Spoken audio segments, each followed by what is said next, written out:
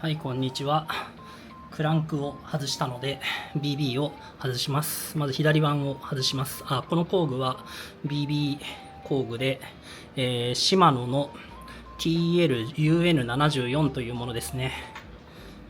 こういう昔ながらのカートリッジ式の BB を外すやつ。ちょっと砂が入ってるから大丈夫かな。とりあえずちょっと回してみましょう。ちょっとね、やり方が雑すぎて怒られそうなんですが、この安物の工具にかませて、左腕はプラなんでどうにでもなる。はい、いったいった。はい、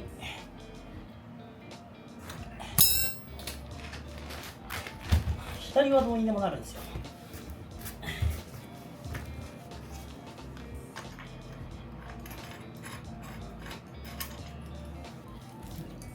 砂がジャラジャラと。はい、うわ、ひどい。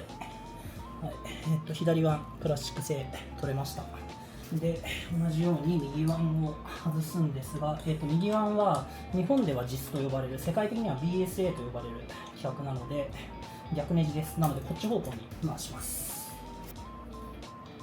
なんだ、一瞬で回りました。よし。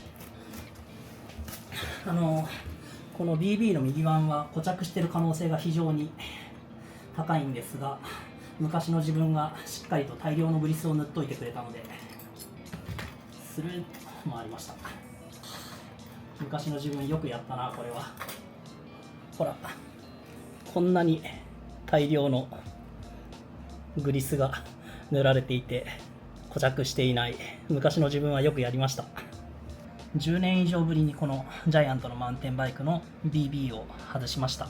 そして BB はこんなにボロボロ。これがシマノの BBUN53 という全くもって珍しくない角穴の BB ですね。これ軸長110じゃん。これ軸長合ってないですね。昔の自分やるじゃんとか言ったけど、軸の長さが合ってない BB を無理やり使ってるんでダメですね、多分。そんな感じでした。ということで、この BB を外す工具で BB を外しましたという話でした。ありがとうございました。